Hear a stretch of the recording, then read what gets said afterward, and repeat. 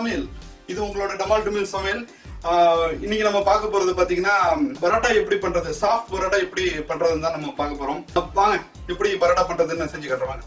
Soft parotta செய்யறதுக்கான தேவையான ingredients என்னன்னு பாத்தீங்கன்னா 3 கப் மைதா எடுத்துக்கோங்க.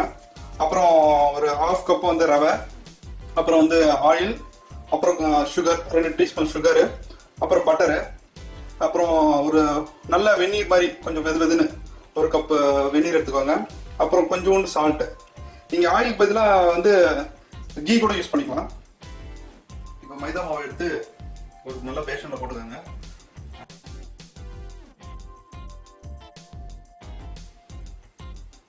ரவை கொஞ்சம், சுகர் ஒரு 4 டீஸ்பூன்,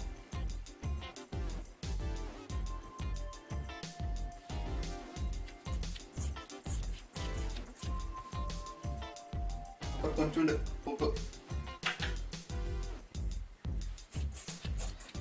சில நல்லா முட்டை போட்டு அடிப்பாங்க, முட்டை போட்டு பிசைஞ்சு வைப்பாங்க. இது ஒரு வேற மாதிரியான ஸ்டைல். இது நல்லா அப்படி கலந்துடுங்க. அப்புறம் தண்ணி, நம்ம வெது தண்ணி வச்சிருக்கோம்,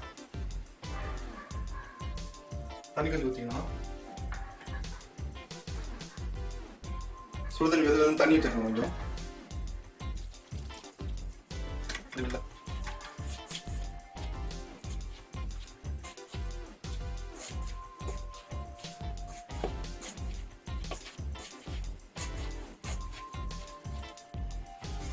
பார்த்தீங்கன்னா நல்லா இந்த பதத்துக்கு வந்துடும். நல்லா சாஃப்ட் ஆகிடும். நல்லா போட்டு அடிச்சு பாருங்க. இந்த சாஃப்ட் கண்டென்ட் வந்துடும். ஓகேங்களா? கையில் ஒட்டாது, நல்லா சாஃப்டாக பிரிஞ்சிருங்க.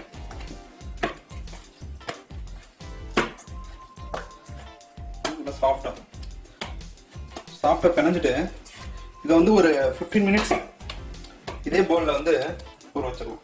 மூடி போட்டு நல்லா ஊற வச்சிருங்க. அப்புறம் 15 மினிட்ஸ் கழிச்சு பார்ப்போம். 15 மினிட்ஸ் ஆயிடுச்சு. இப்போ பார்த்தீங்கன்னா இது நல்லா சாஃப்டாக இருக்கும். நல்லா சாஃப்டாக இருக்கும்.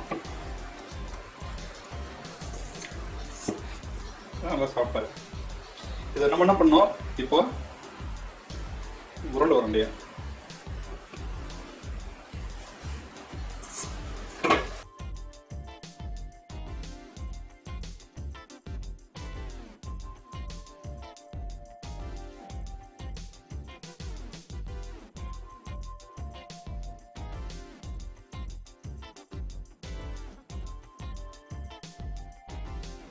இதே மாதிரி பால் மாதிரி பண்ணி வச்சுக்கலாம்.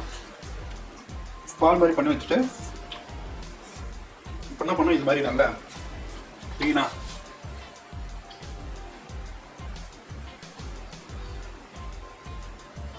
நல்ல ஒரு கிளாத் எடுத்து இந்த பேஸ் நல்லா க்ளீன் பண்ணிடுங்க.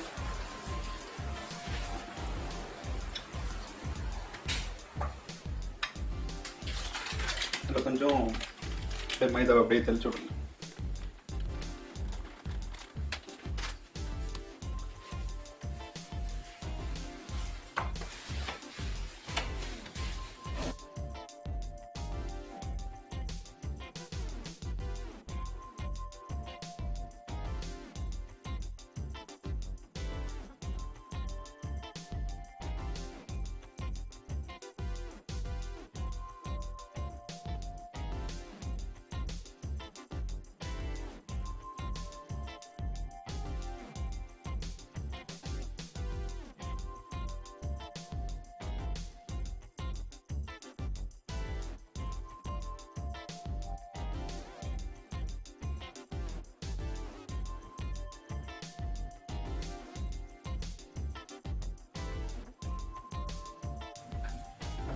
இந்த பட்டர் இருக்குங்களா, பட்டரை மேலே முடியலை. பட்டரும் எண்ணெயும் கொஞ்சம் மிக்ஸ் பண்ணிக்கோங்க. பட்டரும் எண்ணெயும் கொஞ்சம் மிக்ஸ் பண்ணிக்கிட்டீங்கன்னா உங்களுக்கு நல்ல ஒரு பேஸ்ட் மாதிரி வரும். இந்த பேஸ்ட் எடுத்து அப்படியே அப்ளை பண்ணலாம். வேணுங்கிறவங்க பட்டரும் நெய்யும் கூட போட்டுக்கலாம். நான் கொஞ்சோண்டு வந்து எண்ணெய் ஊற்றுறது ஊற்றி அப்படியே நல்லா மிக்ஸ் பண்ணலாம்.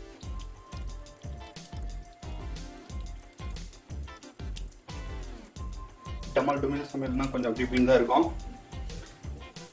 நான் பரோட்டாவை செய்யறதுக்கு கொஞ்சம் பொறுமை வேணும். மற்றதெல்லாம் ஈஸியாக செஞ்சிடலாம். பாருங்க பேஸ்ட் மாதிரி வந்துருச்சு. இது பேஸ்ட் மாதிரி வந்தது வந்து லேயரில் அப்படியே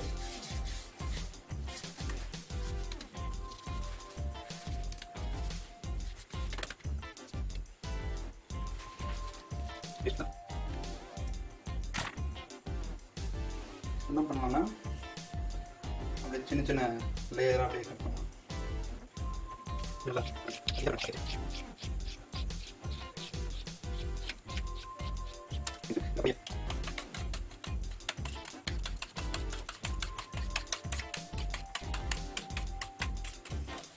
இது மாதிரி நமக்கு இதில் இதுனா கொஞ்சம் அப்படியே நீங்கள்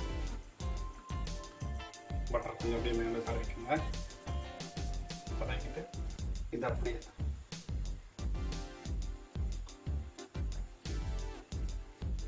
இது அப்படி இப்படி தேய்ச்சிக்கலாம். இது மாதிரி எல்லாம் நம்ம உருட்டி வச்சிருக்க எல்லாத்தையும் அதே மாதிரி பண்ணிக்கலாம். இது மாதிரி நல்லா தட்டி வச்சுக்கிட்ட பிறகு ஒரு பிளேட் எடுத்துக்கோங்க. பிளேட் எடுத்து நல்லா பிளேட் ஃபுல்லாக அப்படியே கையிலேயே நல்லா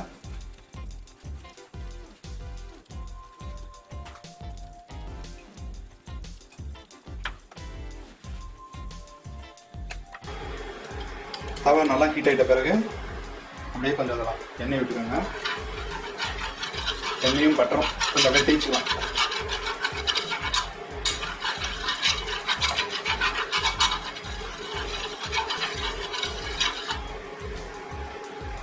நம்ம இப்போ நல்லா தட்டி வச்சிருக்கிற பரோட்டா மாவை அப்படியே இது போட்டோம்.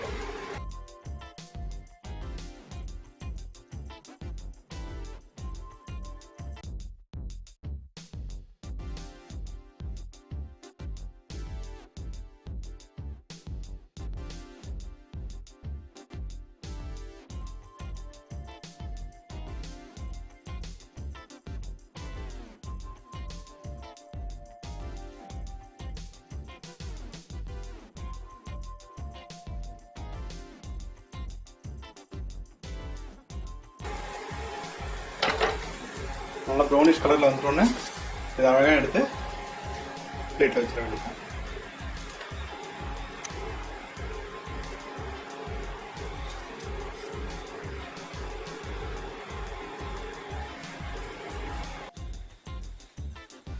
பண்ணி முடிச்சுட்டு பார்த்தீங்கன்னா மொத்தமாக எடுத்து வச்சுருங்க. மொத்தமாக எடுத்து வச்சுட்டு இப்படி ஒரு தட்டு தட்டிடுங்க. புரோட்டாவை சூடாக இருக்கும் பார்த்து தட்டுங்க. பார்த்தீங்கன்னா லேயர் வரணும். பார்த்தீங்கன்னா லேயர் வருது பாருங்க. இது மாதிரி ஒவ்வொரு பரோட்டாலையும் அப்படி லேயர் வரும். அதுக்கு தான் நம்ம அப்படி கட் பண்ணது. அழகாக கடையில் போடுற மாதிரி.